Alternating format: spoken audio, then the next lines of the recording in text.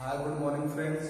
मैं आपका दोस्त संतोष एक बार फिर आपके सामने हाजिर हूँ। लास्ट की क्लासेस में हमने महात्मा गांधी के इनिशियल मूवमेंट के बारे में पढ़ा था। आइए आज हम उसी कड़ी को आगे बढ़ाते हुए कल मैंने एक बात बताई थी आप लोगों को कि Rowlatt act and Khilafat movement, these two movement are the semifinal of the Mahatma Gandhi ideology. अगर महात्मा गांधी की आइडियोलॉजी को खिलाफत और रॉलेट में सक्सेस मिलती तो गांधी जी बहुत जल्द ही अगला फाइनल खेलने वाले थे। और आइए अगला हम टॉपिक पढ़ने जा रहे हैं, Rowlatt act. Rowlatt act start करने से पहले मैं कुछ बातें बता देना चाहता हूँ कि 1918 में फर्स्ट वर्ल्ड वॉर खत्म हो गया था। फर्स्ट वर्ल्ड वॉर की समाप्ति के बाद चूंकि ब्रिटेन जो कि इंडिया के ऊपर रूल कर रहा था और उसने यूरोप में एक बड़ी जंग जीती थी जिसका उसे मेंटली बेनिफिट मिला हुआ था और वह मेंटली रूप से प्रिपेयर्ड था कि अब जिस तरीके से चाहे अपनी कॉलोनियों को रूल कर सकता है। तो ब्रिटेन में एक व्यक्ति जिसका नाम है सर सिडनी रॉलेट, एक व्यक्ति है जिसका नाम है सर सिडनी रॉलेट। इसी सर सिडनी रॉलेट के चेयरमैनशिप में एक लॉ पास किया जिसका नाम है रॉलेट एक्ट। रॉलेट एक्ट 1919 में लाया गया और रॉलेट एक्ट लाने के पीछे का जो सबसे मेन एम, जो सबसे मेन उद्देश्य, जो सबसे मेन मोटो था वो ये सबसे पहला, ऐसा कहा जाता है कि दो मोटो मान लेते हैं लोग। सबसे पहला मोटो ये था कि जो हमारे यहाँ की पॉलिटिकल एक्टिविटी हो रही थी, पॉलिटिकल एक्टिविटी का मतलब हुआ कि मैंने आपको लास्ट क्लासेस में बताया था कि 1960s में होम रूल मूवमेंट स्टार्ट हुआ था। होम रूल मूवमेंट जो बाल गंगाधर तिलक और एनी बेसेंट के द्वारा स्टार्ट किया गया था। उसके पश्चात उसी दरमियान मतलब फर्स्ट वर्ल्ड वॉर के दौरान ही इंडिया के अंदर और इंडिया के बाहर, खासकर इंडिया के बाहर कुछ रेवोल्यूशनरी जो थे, क्रांतिकारी, जो बम और पिस्तौल की पॉलिटिकल में विश्वास करते थे, राजनीति में विश्वास करते थे, उन्हीं में से एक थे जिन्होंने अमेरिका के सैन फ्रांसिस्को में गदर मूवमेंट स्टार्ट किया था। ये गदर मूवमेंट अमेरिका में स्टार्ट हुआ था, लेकिन इसके पीछे का मेन उद्देश्य भारत को आजाद कराना था और गदर मूवमेंट के लोगों ने ही भारत में, अमेरिका से भारत वापस आकर भारत में एक रेवोल्यूशनरी मूवमेंट करने की सोची। लेकिन जब तक ये रेवोल्यूशनरी मूवमेंट इंडिया में स्टार्ट करते, अंग्रेजों को अपने जासूसों के द्वारा या कुछ खबरचियों के द्वारा यह खबर मिली कि भारत में कोई रेवोल्यूशनरी मूवमेंट होने वाला है, तो उन्होंने इस रेवोल्यूशनरी मूवमेंट को शुरू होने से पहले ही समाप्त कर दिया। तो अंग्रेजों को ऐसा महसूस हो चुका था कि भले हम अभी यूरोप में फंसे हुए हैं या वहां से बाहर निकल जाएंगे कुछ दिनों में, लेकिन भारत में रेवोल्यूशनरी मूवमेंट की एक्टिविटी स्टार्ट हो चुकी है। तो उन्होंने इसी रेवोल्यूशनरी मूवमेंट और जो पॉलिटिकल एक्टिविटीज हो रही थी उनको खत्म करने के लिए रॉलेट एक्ट की शुरुआत की। तो पहला है पॉलिटिकल एक्टिविटी, जो हमारे नॉन रेवोल्यूशनरी जो एक्टिविस्ट थे, कार्यकर्ता थे, उनके खिलाफ किया जा रहा था। और दूसरा है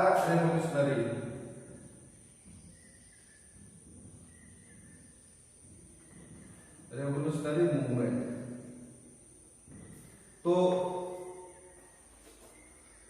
ज्यादातर अंग्रेजों का जोर जो था रॉलेट एक्ट के अनुसार रेवोल्यूशनरी मूवमेंट को सप्रेस करने में, खत्म करने में लगाया गया। क्योंकि देखिए ये एक्ट है, एक्ट मीन्स ये कानून है जो कहां से बनाया गया है, imperial legislative council, imperial legislative council, imperial legislative council. Imperial legislative council जो है ये रूल मेकिंग की सबसे बड़ी संस्था थी, रूल मेकिंग की सबसे बड़ी संस्था थी। तो इसी के द्वारा ये एक्ट लाया गया था और इस एक्ट के अनुसार भारत में जो रेवोल्यूशनरी एक्टिविटी हो रही थी उन सारे रेवोल्यूशनरी एक्टिविटी को खत्म करने की कोशिश की गई। इस कानून की सबसे बड़ी अंग्रेजों के लिए अच्छी बात यह थी कि इस कानून के द्वारा वो किसी भी व्यक्ति को शक के आधार पर, यानी अगर उनको किसी पर संदेह होता है तो संदेह के आधार पर वो किसी भी व्यक्ति को बिना कानूनी मदद के उसे जेल में डाल सकते थे। और अगर उनके ऊपर जेल में डालने के पश्चात अगर कोई कार्रवाई की जाती थी तो वो आगे की घटनाएं हैं जो जिसको आप जुडिशियल एक्टिविटी कहते हैं, जो न्यायिक कार्रवाई होती है वो आगे की घटना है। लेकिन जैसे प्रेजेंट टाइम में क्या होता है कि अगर किसी व्यक्ति को पुलिस के द्वारा लॉ एंड ऑर्डर मेंटेन करने के लिए अरेस्ट करना पड़ता है तो उससे पहले कोर्ट से परमिशन लेनी पड़ती है। लेकिन उस टाइम रॉलेट एक्ट में ऐसा कोई प्रोविजन नहीं था। उस टाइम नहीं था कि किसी भी व्यक्ति को ब्रिटिश गवर्नमेंट शक के आधार पर जेल में डाल सकती थी। और कितने दिनों के लिए डाल सकती थी? 2 इयर्स के लिए डाल सकती थी। ये बड़ी बात है, 2 इयर्स के लिए डाल सकती थी।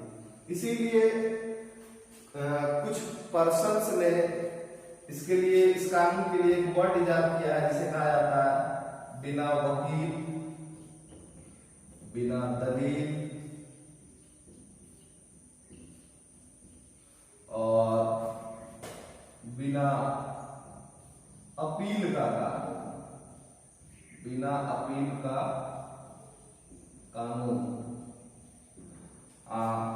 इट मीन्स एक ऐसा कानून, एक ऐसा एक्ट है, जैसे अगर प्रेजेंट टाइम में हमारी पार्लियामेंट कोई एक्ट पास करती है तो उसकी जुडिशियल रिव्यू होती है।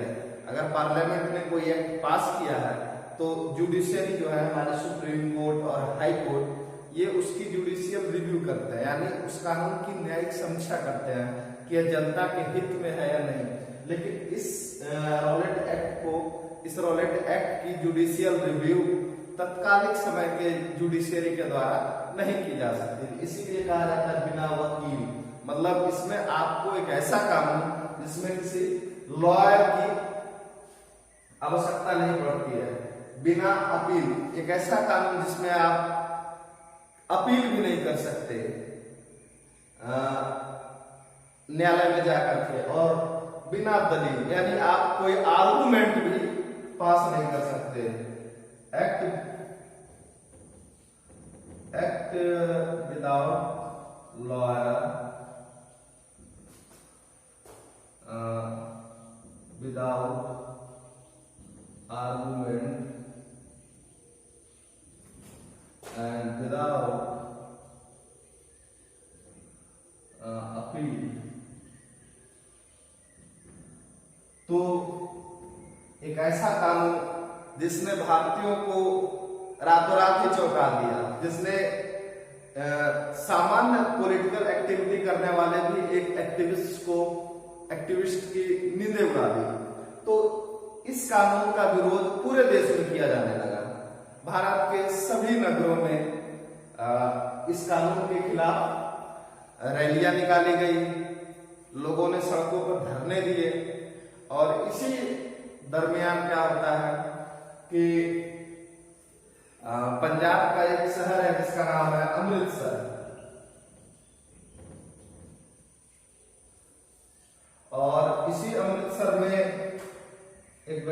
जिसका नाम है माइकल ओ डायर, और एक व्यक्ति है जिसका नाम है जनरल ओ डायर। देखिए, तो रॉलेट के खिलाफ देश के अलग अलग हिस्सों में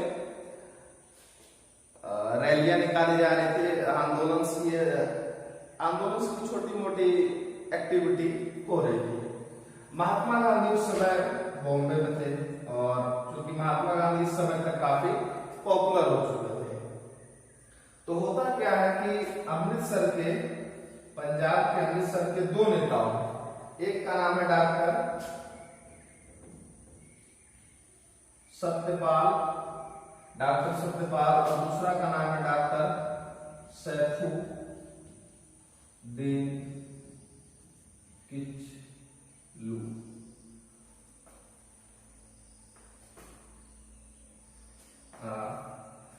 अमृतसर में दो प्रसिद्ध लीडर्स हैं, जिनमें से एक का नाम है डॉक्टर सत्यपाल और दूसरे का नाम है डॉक्टर सैफुद्दीन किचलू।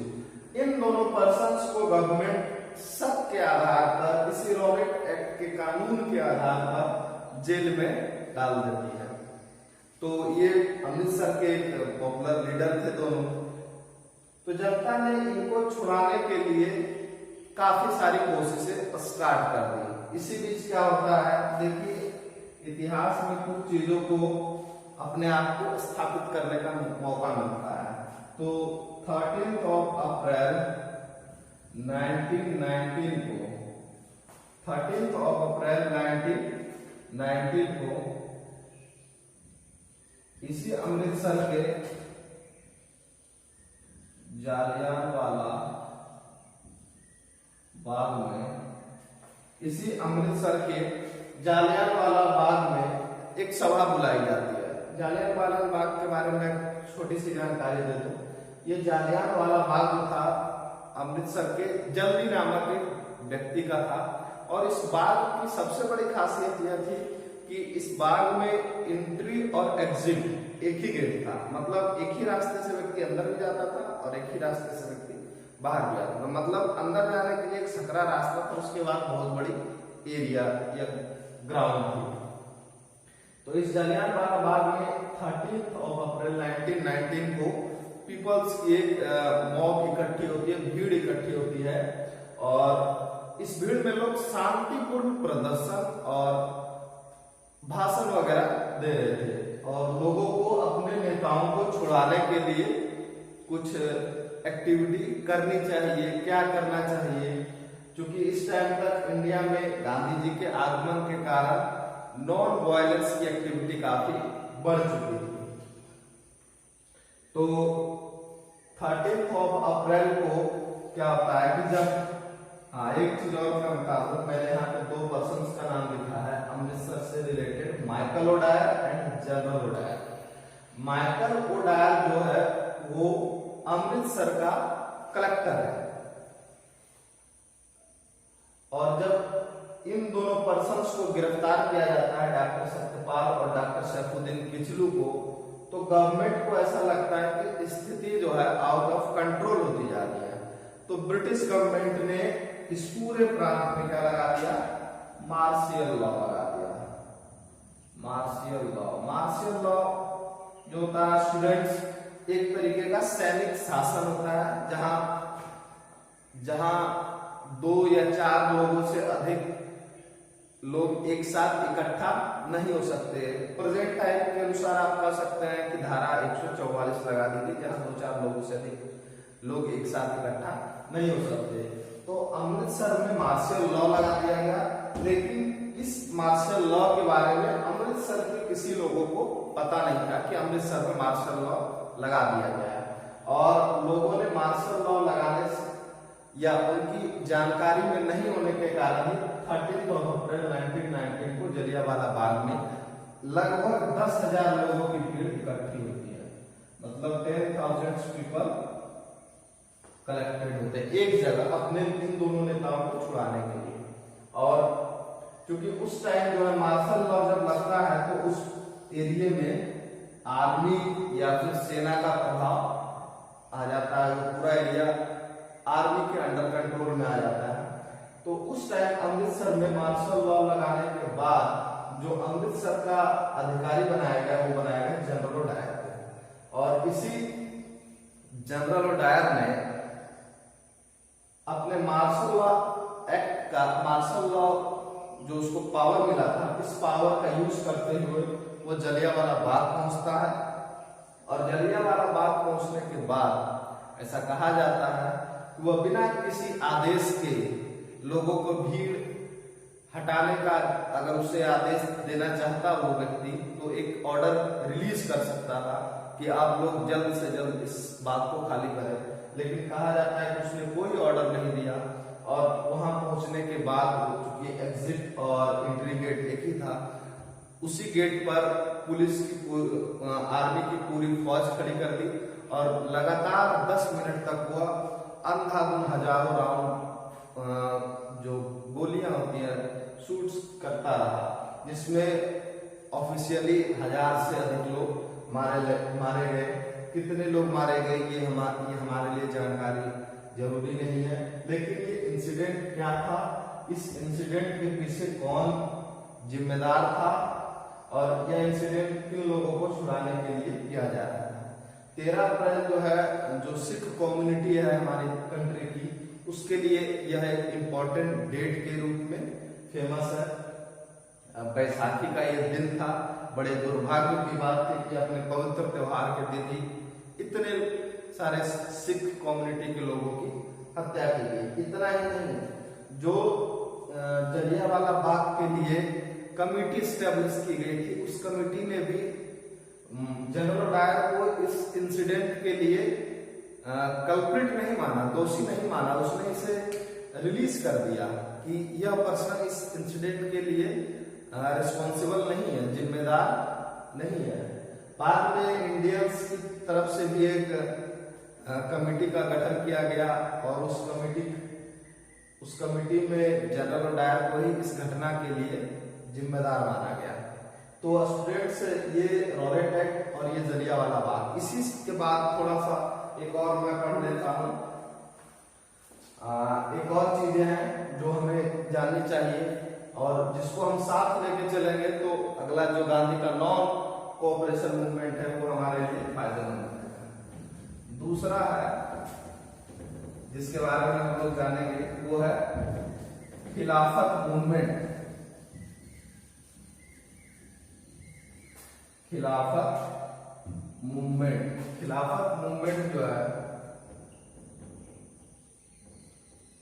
खिलाफत मूवमेंट ये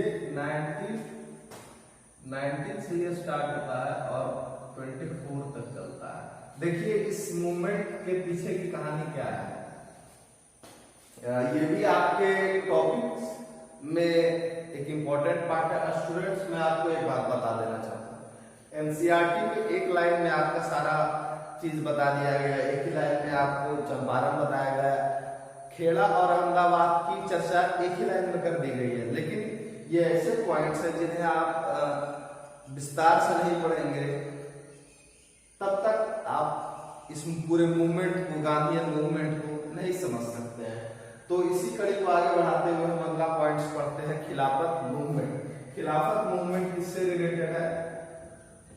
खलीफा से। यहाँ एक चीज आप ध्यान दीजिएगा कि ये खलीफा कौन होता है। खलीफा, मैं थोड़ी सी आप लोगों के लिए political power and religious power,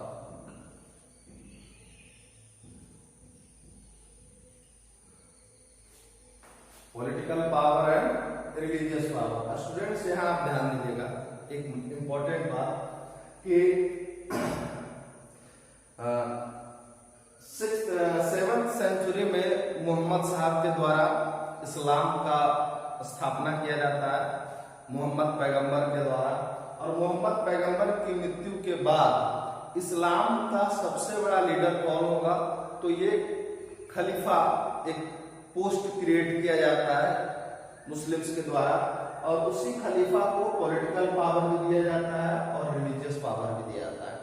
तब से लेकर के 1900 19 तक, यानी मैंने आपको बताया कि फर्स्ट वर्ल्ड वॉर में जो टर्की था, जहां ऑटोमन अंपायर टर्कियन अंपायर था, फर्स्ट वर्ल्ड वॉर में टर्की जो था वो जर्मनी के साथ था, यानी ये ब्रिटेन के खिलाफ लड़ रहा था। तो after the end of the first world war, यानी 1918 में फर्स्ट वर्ल्ड वॉर की समाप्ति के बाद 1919 में सेब्रस ट्रीटी ऑफ सेब्रस, या किसी को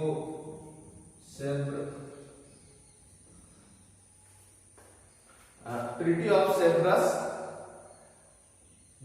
टर्की के साथ होता है, और इसी ट्रीटी ऑफ सेब्रस के द्वारा टर्की के पूरे अंपायर, जिसका एक्सपेंशन एशिया और यूरोप और साथ ही साथ अफ्रीका में था, इस पूरे अंपायर को पूरी तरीके से डिस्ट्रॉय कर दिया जाता है।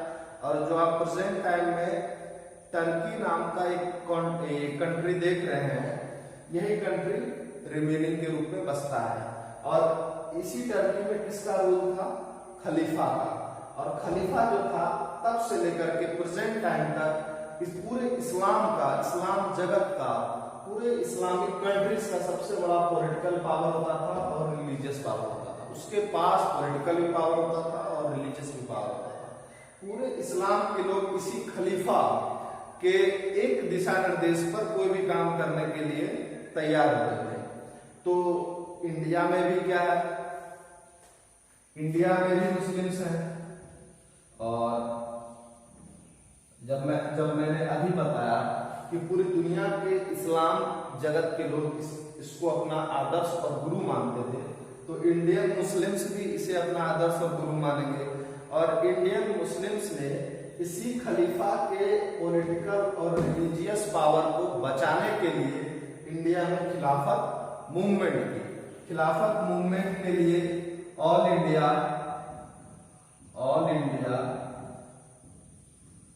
खिलाफत कमेटी, ऑल इंडिया खिलाफत कमेटी का गठन किया गया। और कहाँ किया गया? मुंबई में किया गया।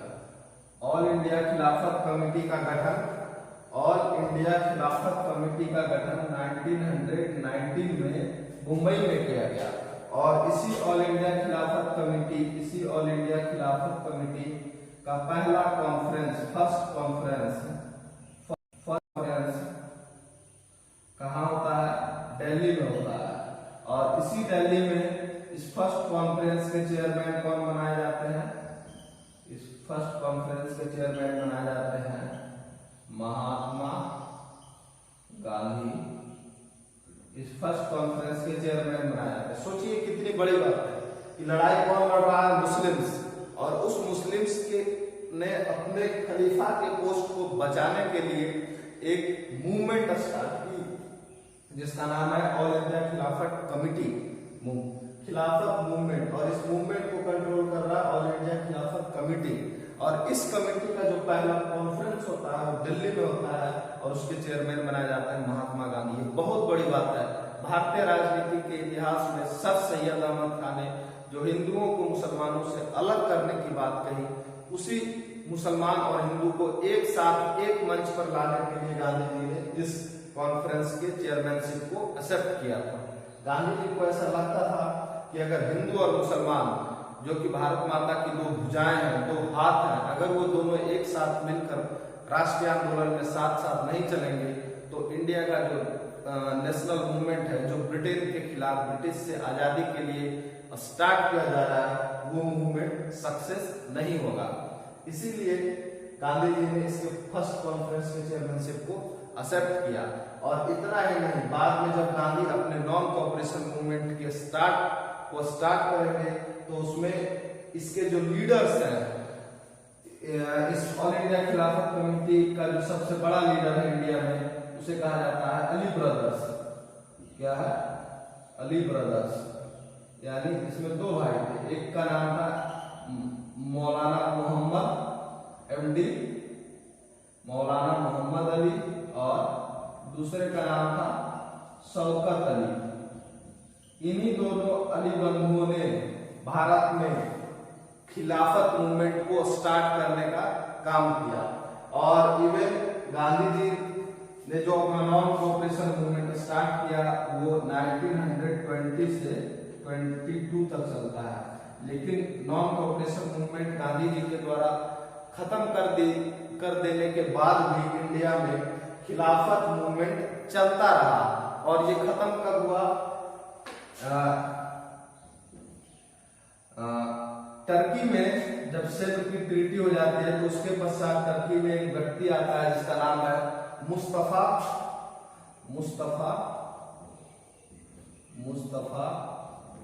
कमाल पाशा।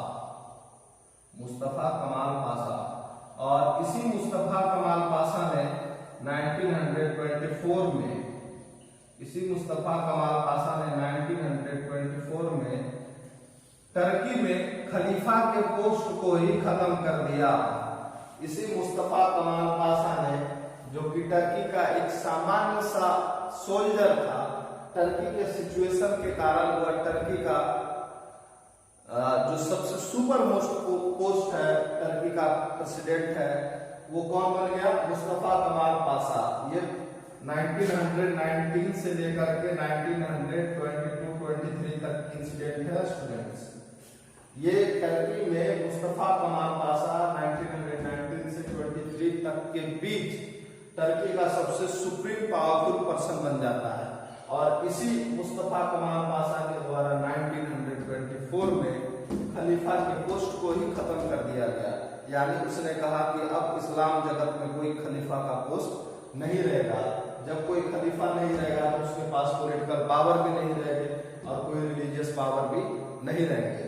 मुस्तफा कमाल पाशा ने टर्की को मॉडर्न टर्की बनाने की कोशिश की और इसी कारण टर्की का फादर मुस्तफा कमाल पाशा को कहा जाता है। इसने टर्की को इतना मॉडर्न बना दिया कि वह यूरोप की बराबरी करने लगा। ऐसे भी आप देखेंगे तो ज्योग्राफिकली टर्की जो है यूरोप से अटैच है। इधर है ब्लैक सी और इधर है मेडिटेरियन सी। और ये जो हिस्सा है टर्की का है जिसे लोग इस्तांबुल के नाम से जानते हैं। इस्तांबुल ये टर्की का वो हिस्सा है जो यूरोप में पड़ता है। और मुस्तफा कमाल पाशा ने टर्की को मॉडर्न टर्की बनाया। और जब वहां खलीफा का पोस्ट खत्म हुआ तो भारत में भी खिलाफत मूवमेंट, जो खलीफा के संरक्षण के लिए बनाया गया था, खिलाफत मूवमेंट किसके लिए चलाया गया?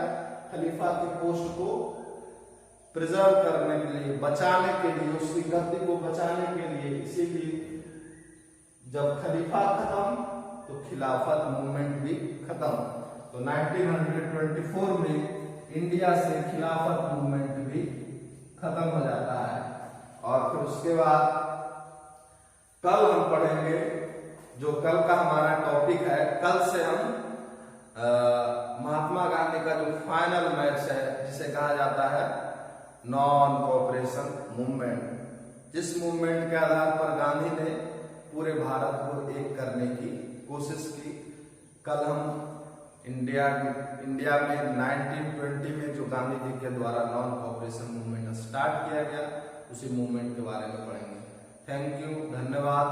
आप इसी तरीके से अपनी पढ़ाई में ध्यान लगाएं, अच्छे रहे, स्वस्थ रहे और पढ़ाई में अपने जो आपका उद्देश्य है उस उद्देश्य को पूरा करने की कोशिश करें। और मैं अपनी तरफ से आपको पूरा सपोर्ट करूंगा, ये मेरा आपसे वादा है। धन्यवाद।